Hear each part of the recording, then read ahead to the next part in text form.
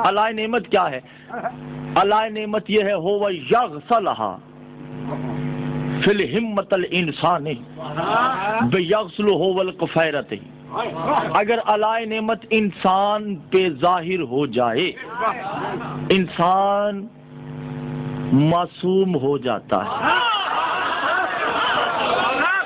توجہ کر رہے ہیں؟ جیسے مثال دیتا ہوں، حسین کے اپنے چھوڑ کر باقی صحابی فرض کریں غیر معصوم ہیں، فرض کریں مثالیاً، ان کو بولو براز نہیں ہوتا ہوگا، 10 دن کربلا میں رہے ہیں، کچھ نہ کچھ کربلا کی زمین پہ نجاستیں نہیں ہوئی ہوں گی، ہوئی ہیں؟ جب ان کے اوپر اللہ ظاہر ہو گیا تو اس نجس شے کو بھی اللہ نے سجدہ گاہ بنا دیا۔ علائے نعمت ہو و یختلف ہمتن فطرت ہی، علائے نعمت فطرت بدل دیتی ہے، فطرت بدل دیتی ہے، اول حس میں ہی الانسان ہی، وہ انسان نہیں رہتا، بفائز المنصب المعصومیت ہی، وہ معصوم ہو جاتا ہے جب علائے نعمت ظاہر ہو جاتی ہے۔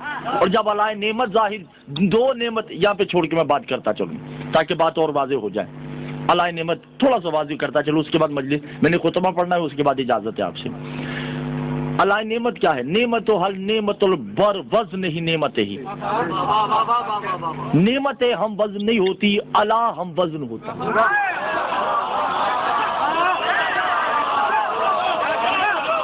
نعمت ہم وزن نہیں ہے، علائے نعمت ہم وزن ہے۔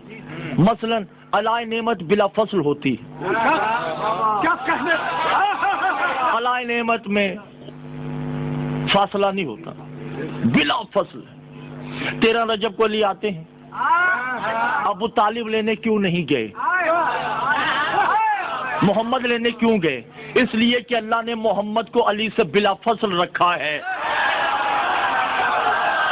علی کو کوئی سب سے پہلے چھوئے تو محمد چھوئے، محمد کے بستر پہ علی کو کیوں سلایا؟ اس لیے کہ علی محمد کا بلا فصل رہے۔ خیبر میں علی کو علم دے کر کیوں بتایا؟ اس لیے کہ علی محمد اور محمد علی کا بلا فصل رہے۔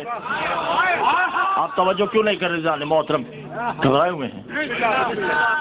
محمد کی تشریف آوری پر یستقبلہ بلا فصل ہی ہو وللہ، اللہ نے علی کو اپنی جگہ پر بٹھا کر بتا دیا کہ علائے نعمت بلا فصل ہے، اللہ بھی اللہ ہے، علی بھی اللہ ہے، یعنی دونوں کو ہم وزن کر دیا۔ اللہ اور علی ہم وزن ہیں، اللہ اور علی، توجہ نہیں کر رہے، اللہ اور علی ہم وزن ہے۔ مجھے نہیں پتا یہ جملہ آپ کے سر سے گزر جائے، آیت پڑھنے جا رہا ہوں میں، اور رات کی تاریکیوں میں پیدا ہونے والے بن باپ کی اولادوں سے علی باکر نقوی مخاطب نہیں ہے، علی اور اللہ ہم وزن ہیں۔ گواہ ہم وزن ہوں گے تو گواہی قبول ہوگی۔ اے محمد تمہارے 2 گواہ ہیں، 2 گواہ، یا علی گواہ ہے یا اللہ گواہ ہے۔ توجہ کر رضی محترم، مولا کہتے ہیں کہ اللہ ہمارا مقروض اس لیے تو ہے، وہ ہمارا گواہ ہے۔ یہ کوئی بڑی بات نہیں کہ ہم وجود رکھتے ہیں، بڑی بات یہ ہے کہ وہ وجود نہیں رکھتا، ہم اس کے گواہ ہیں۔ انو علی ربکم، ہم ہی اللہ ہیں جو ہم وزن ہیں۔ اللہ اللہ ہے، محمد اللہ ہے، علی اللہ ہے،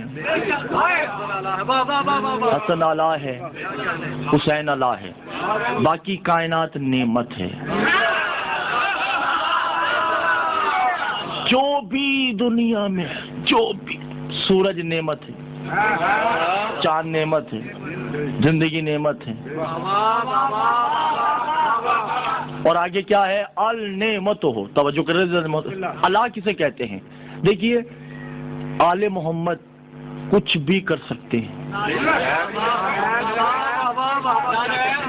یہ جو قیامت کے دن معافی ملے گی، کون معاف کروائے گا؟ محمد، صرف محمد معاف کروائیں گے۔ مولا یہ میری بات سمجھ آ جائے، محمد معاف کروائیں گے، مگر معصوم سے پوچھا گیا مولا کیا سب کو معاف کروائیں گے؟ کہ محمد معافی نہیں کروا سکتے، کچھ کی کروا سکتے ہیں، کچھ کی نہیں کروا سکتے۔ اگر محمد کہیں گے بھی تو اللہ نہیں مانے گا۔ کہ مولا کس کی ہوگی؟ کہ مذنب کو معاف کروائیں گے، مذنب کو، مجرم کو نہیں۔ شافی صرف مذنب کا ہے۔ العلیکم بشفیع المذنب، شفیع المذنبین ہے نا رسول کا، شفاعت صرف مذنب کی ہوگی۔ اب مولا مذنب کی شرح کر رہے ہیں۔ پوچھا گیا مولا مذنب کسے کہتے ہیں؟ کہ مذنب کہتے ہیں جس نے زندگی بھر چوریاں کی ہوں،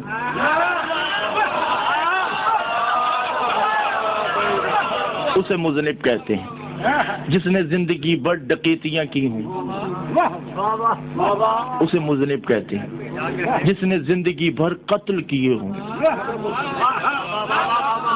اسے مذنب کہتے ہیں۔ جس نے قبروں سے کفن چوری کیا ہو، توجہ کر رہے ہیں، غاصب کو بھی مذنب کہتے ہیں۔ مولا نے کہا کہ تم سمجھنا نہیں ہوگے، کس نے زندگی میں نماز نہ پڑھی ہو اسے مذنب کہتے ہیں۔ پیسے ہونے کے باوجود حج نہ کیا ہو اسے بھی مذنب کہتے ہیں۔ جس نے زندگی بھر زکوٰۃ نہ دی ہو اسے مذنب کہتے ہیں۔ آسمان اور زمین سے بھی زیادہ جس نے گناہ کیے ہوں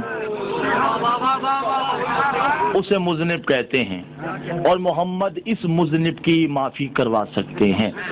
بلکہ مولا نے فرمایا ہے معافی ہوگی ہی اس کی جو مذنب ہے۔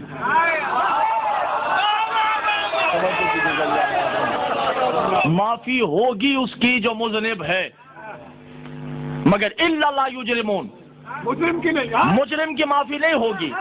کہ مولا مذنب اور مجرم میں کیا فرق ہے؟ مذنب کسے کہتے ہیں اور مجرم کسے کہتے ہیں؟ کہ مذنب اسے کہتے ہیں جس کے گناہ آسمان اور زمین سے بھی زیادہ ہو، اسے مذنب کہتے ہیں، اور مجرم اسے کہتے ہیں جو نمازی بھی ہو اور ولایت میں اتنا سا شک کرے